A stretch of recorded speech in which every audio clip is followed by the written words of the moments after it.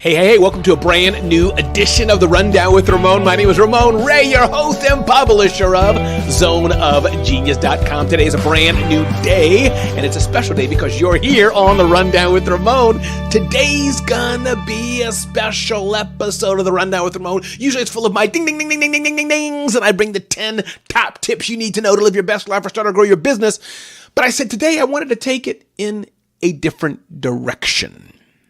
I wanted to talk about what does it mean to be happy, but I wanted to tie that into wealth. I have an interview coming up with Vernon Miles of Miles Mortgage Solutions, and he's going to talk about buying your first home and things of that nature. From time to time, we'll bring experts here on The Rundown with Ramon. But today, I wanted to have a conversation, just me and you. You're wondering who I am, by the way, those of you who are new to the show. I'm Ramon Ray, started 5 companies, sold 3 companies, authored 5 books, a small business expert, serial entrepreneur. You can get to know me at RamonRay.com, get to know our flagship publication, zoneofgenius.com. But I wanted to take a minute and walk us through a few things today about happiness. Happiness is something I think that is contextual. It's definitely very personal, and it's not, universally defined. How you think of happiness is not necessarily how I think of happiness. How I think of happiness is not how you think of happiness. Somebody may be happy with getting 1 plate of rice a day, but maybe they're happy getting 1 plate of rice a day because they don't know what it's like to have rice with meat and gravy and a can of unhealthy soda. So happiness is relative. Happiness today, at the age of over 50 years old that I am, have to do with my background and how I grew up, and will be the same as you. So happiness means different things to different people in different ways. And I think happiness is something that evolves over time in some ways. It's a destination, as it were. I'm happy because I'm at the amusement park. I'm happy because we had a baby. Yeah, but happiness also could be part of the destination. And of course, as we know, life is not always about happiness. But I thought to mention it because when I think of happiness, I've been thinking maybe because I hit 50. But in that case, what does it mean to have wealth? That's another thing that comes to mind when I think of this word of happiness. I put it in the context, and this doesn't mean it has to be, but I want to bring in the financial aspect of money into this. I've been thinking about home buying. I'm renting a townhouse. But I've been thinking, you know what? I've been renting so long my whole life. Should I buy a home? Some people say yes, some people say no. And I think for first-time home buyers, maybe that's something for you. But I think this aspect, though, of financial security and true wealth can be viewed through a certain amount, through a number of lenses. There's financial security, which is one part of wealth. There's time abundance. The super wealthy, after they've made their millions, oftentimes can do what they want with their time. Mark Cuban retired from Shark Tank because he wanted to spend time with his family. Been doing so many things in the industry, so busy, wanted to push back a bit. What about the quality of our relationships? Does money, does wealth help us with that? Many times it can hinder us, of course. The Bible talks about the love of money is the root of all evil, the love of it. So there's something there. But does wealth and financial well-being bring us some level of purpose and fulfillment? I don't know. That's up to you. But I think sometimes people say money can't bring you everything, and it's true. It can't bring you everything. But as I think of where I'm at in life and what I want to do and where I want to go, I've been thinking more and more about my financial well-being. Do I have enough saved for retirement? Am I getting enough revenue month to month generating in the business that I run, zoneofgenius.com? Could I do more? Could I do better at the foundation of where I'm trying to go? Is it set up for future success, or is it not? Of course, true wealth is not just about money. It's also about your personal health. And here's why I think, as my friend Scott Simons talks about, why in fact it could be even more important. Because of your personal health. If you're sick and your personal health are not good, you can't be there for your family. You can't be there for the people that you love if your health itself is not good. So I would think that health is in fact the ultimate wealth. Now, you don't want to be a perfectly healthy person and then not earning a living. Perfectly healthy person, not having any money. So there's this yin and yang to it. So there's your physical health. Can you get up and sit down? Do you have some pain somewhere? And then what about your mental health? Mental health is a huge crisis in America and around the world, I'm sure. And this leads me to the aspect of self-care is not selfish. You being able to tell people, no, this is not for me right now. No, I got to take a break. Simone Biles I had some angst against her some years ago, the Olympic gymnast, because she took a break.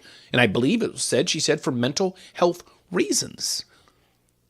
What about for you? Mental health is important. Are you taking care of yourself? Are you investing in your health? And investing in your health doesn't have to mean a lot of money. It doesn't mean any money at all. Are you taking a walk? Are you drinking water? Are you watching what you're eating? When I think about health and wealth, then I think about family. Yes, our families have our basic needs of food and shelter and warmth and clothing and things of this nature. But family wealth is so much more. What about creating memories together? My 2 children are adult children. My daughter got married a few weeks ago. She lives on the West Coast. My son's been married some years ago. He lives in Europe. It's me and my wife married 30 years. That's part of wealth. I'm blessed that I can say I've been married for 30 years to one woman. That's a blessing.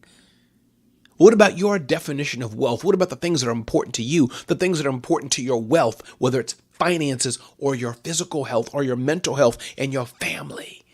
These things are very important to think about. And again, it got me thinking when I was talking to Vernon Miles of Miles Mortgage Solutions, and I was thinking, man, home buying is part of this, but what else? And so I wanted to give this little riff, as my friend Seth Godin would say, to you. When you think about wealth building, financial building, that balance of work and life is important as well. Are you growing in your personal development? Are you growing in your relationships? Do you have bitterness and anger with people that maybe you need to let go of? Are you resting and recovering? Do you have creative pursuits that you're doing outside of work? Are you working 24/7 all day long and nothing to stimulate you emotionally that's different than the work at hand? What about your community? Community could be your physical neighborhood around you, yeah, but it could also be your church, your synagogue. Volunteering your time with a homeless shelter, a soup kitchen, a little boy, a little girl in need, a family that may not have what you have. Are you building up the community around you? These are the things that make life meaningful, that make life truly purposeful. So my thought for us today, my question for us today, my admonition for us today possibly, is what is true wealth? What does this really mean? Yes, we have to have our financial well-being. Part of that could be home buying for some of you. But I would dare say it starts with the self-care, starts with personal development. Are you a solid person inside in your core? Do you have the strong family foundations that are necessary, that are needed, I would say, for true wealth building, true success in life? Are you doing meaningful work which provides financial stability, which is important? Yes. Are you doing your best to create time for what matters? Life is so short. My friend Lamar Tyler says, are you willing to work hard, this amount of life to enjoy the rest of life for the greater part? Sometimes we have it flipped. We work so hard till we're 60 and 70 and just have a few short years for the rest of it. Maybe that shouldn't be. What about the sustainable practice we have for long-term impact? I'm not talking about sustainability for the planet Earth. I'm talking about sustainability for our day-to-day living. So I hope this is helpful today to get us centered on what does wealth mean? What does true happiness mean in the context of who we are as humans on this earth? Again, my name is Ramon Ray. This has been The Rundown with Ramon.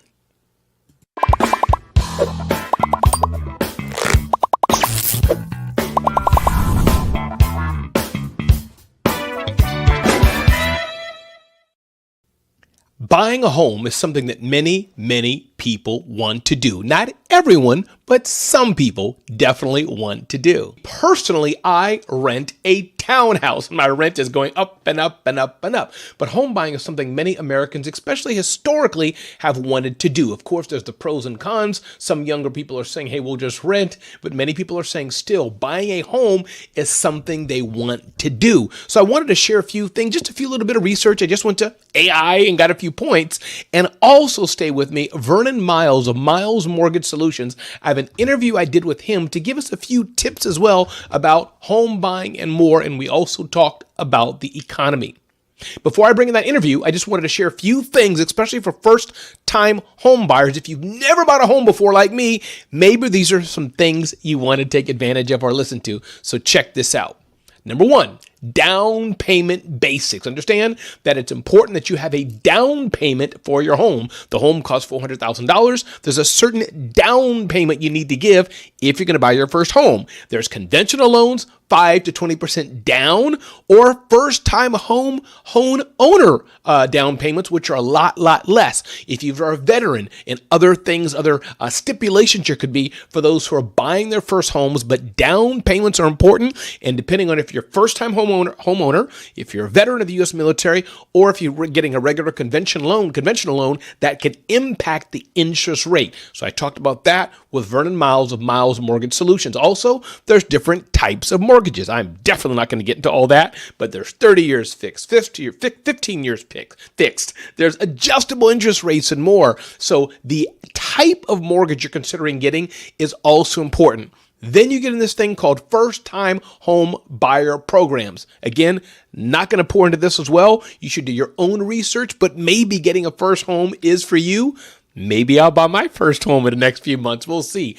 FHA loans with relaxed requirements, state-specific assistance programs, and so many other programs are available for those buying their first-time home. So make sure you're working with a qualified and a good mortgage person, loan officer who really has your best interest in mind, who wants to help you. And again, these are things that I talked about with Vernon Miles as well. Hidden cost to consider. This is something to consider. The home may not just be the cost that you see on the sticker price, as it were, but there's closing costs, 2 to 5%. Property taxes, homeowners insurance, maintenance costs, HOA fees, utilities, moving expenses, and more. The hidden costs that you want to keep in mind. Then you have qualification requirements. What's your credit score like? What's your debt to income ratio like? What's your employment like or not like? Do you have documentation? Another thing I'm looking here, pre-purchase checklist. What's your credit score? As I said, getting your mortgage pre-approved, save for your down payment, research the neighborhood you're in, hire a real estate agent, schedule home inspections, and shop for insurance. So I could go on and on and on. You could do your own due diligence, but as I was interviewing with Vernon Miles of Miles Mortgage Solutions, I said, you know what? It seems like maybe it is time for me to buy my first home. I'm over 50 years old, so we'll see. But check out this video with Vernon Miles of Miles Mortgage Solutions.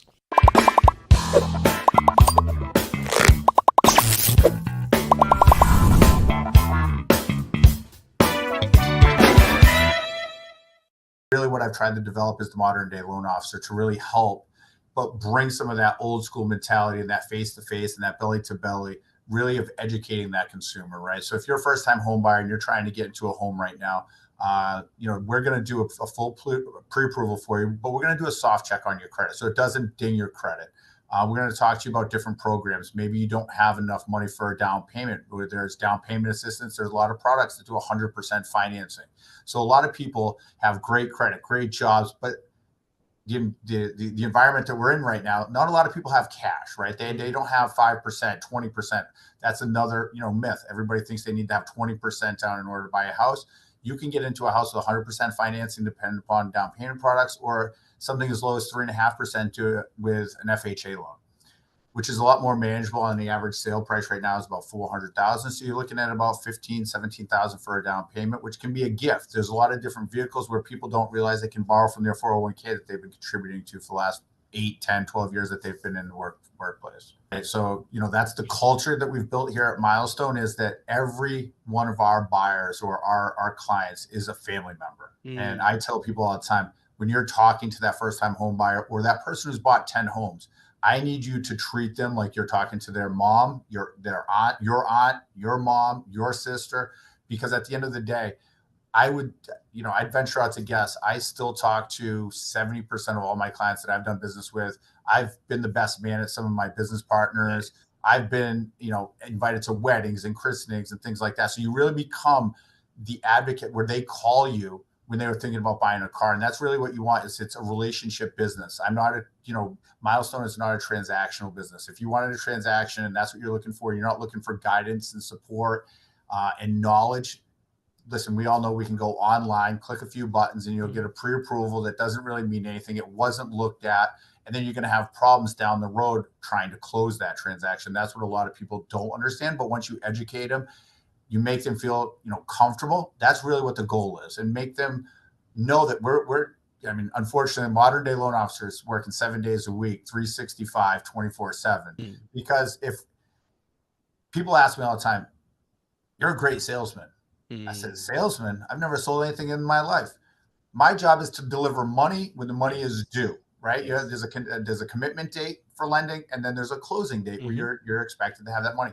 My number one job is to make sure I deliver those two things. I'm not selling anything. We have the product if you need it. So I'm just in the business of delivering money, right? One of my best business partners, Scott, he jokes around with people. He's like, hey, if you want to borrow millions of dollars, that's your guy. Go talk to him. The only problem is you have to pay it back. But the good thing is it's over the course of 30 years. So, that's kind of really where you have to break it down. Like, it's not that hard, but people make it too hard in my business because it's almost like they're trying to confuse the consumer into something that it's not, right? Like, let's break this down. This is the interest rate today because of these things: inflation, inventory, interest rates. There's a lot that goes into that, but you explain to them and you show them how interest rates work. Very elementary, right? You can't get into the Fed's meeting in 3 weeks and dependent upon this jobs report and this index.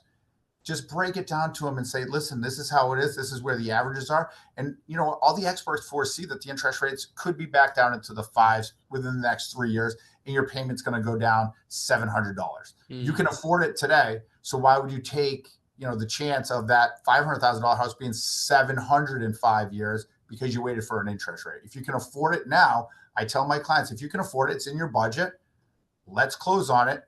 And then you can refinance it to drop your mortgage payment. Everybody's income should go up, right? Not too many people switch jobs and they're like, I'm going to take a pay cut. Right. So I'm like, you locked this in at 30 years. You've locked that in. So if your income goes up 6%, 5% year over year, this payment's going to get that much easier. And if interest rates do drop down, look at the money that you're saving, or let's look at dropping your term. Everybody wants to go back to a 30-year fix and they refinance because everybody's excited about saving money. But educate the consumer and say, listen, if you pay the same amount, you can do 22-year term. You don't have to do a 30. So I have a lot of my clients, share another story where they started off with a 30-year fix. About year 14, 15, I'm into the business. Interest rates when I started were, we're getting to where they were back then, 8.5%. I was refinancing them, instead of going to a 30, to a 20, to a 15, to a 10. Their mortgages are paid off in 12, 14, 15 years with the proper just education and always staying in communication. Give us a little masterclass on economy and home buying. So when it comes to interest rates and the economy, inflation, there's a whole mess of things. And I hear, we're going to go back to 2008. I'm like, I was around in 2008. Those were just bad loans, right? Like your local person that was working at a convenience store that was 19 years old, fresh out of high school, was buying a $750,000 house. That has not happened since then, right? I've been writing these loans this entire time. I've not written one of those loans. I haven't even seen an investor even want those loans. So we fast forward. All the loans that are out there right now, the trillions of dollars of mortgage-backed securities, those aren't the loans that are out there. So I don't think we're going to see that big influx of foreclosures. I don't think that we're going to see a drive down in demand, right? The demand is so high right now. We have thousands of pre-approved buyers out on the streets looking for homes, and the inventory numbers are still lower. They are creeping back up, but still at historic lows. Really what we're all looking for in the economy on my end is, these interest rates not to go back to 2.5%, 3%. That's just not it's not plausible. It doesn't make any sense. It's but we're at 6.5% today, wherever it is. If we can get down into the mid fives, low fives, where that person who's in their 50s, 60s looking to downsize, or that young couple who bought their first home is looking to upsize because now the family has grown. Now they can give up their 3.5%, 3% interest rate, go to 5.25%, but then it allows that other house for another buyer to buy that first time as their first time going into a home. So I think those are the real key things right now in regards to it, just inventory, interest rates, inflation. I mean, we could talk about inflation, Ramon, for the next 24 hours. If you want to sit on the sidelines today, you're going to sit on the sidelines tomorrow. You're either a doer or you're not, right? And I don't mean that somebody has to go buy a house tomorrow, but it needs to be a plan that you want to execute. And interest rates and inflation, it can't be that, because those same people have sat in my office 12, 18, 2 years later, and like, I wish I would have bought a house last year. Yeah. I wish I would have bought a house 5 years ago. What always ends up happening is, if you look historically over housing data, is house prices go up, double in value every 12 to 15 years. So if you would have bought a house 12, 15 years ago for $300,000, it's worth $600 today. That's right. In more pockets of the country, there's very few pockets where it stays down, but where you are in Jersey, how much was a house 20 years ago, 15 years ago in Jersey? And what does that same house sell for today? Sure, big difference. It's double. Yeah. So are you playing the appreciation game where you're paying down that debt? I mean, I look at it a lot of times is, I deal with a lot of self-employed borrowers who don't show Uncle Sam a lot of money. Buy real estate. They don't save for retirement. That's the other piece I see is, people don't save for retirement. It's like, this is going to happen in my life. Well, if it hasn't happened yet, how are we going to make it happen for you? So, one of those, things that I coach in my organization is just really the modern day loan officer approach to everything. It's like, you can't just help them with a mortgage. Help them and be, as professional, and guide them to talk to the right people, but make sure you open up their door for the education. And again, everybody, we're talking to Vernon Miles of Milestone Mortgage Solutions. You can see him and his team at milestonemortgagesolutions.com. My name is Ramon Ray, host of The Rundown with Ramon. And thanks so much for watching. Thanks, Vernon. Thanks, Ramon.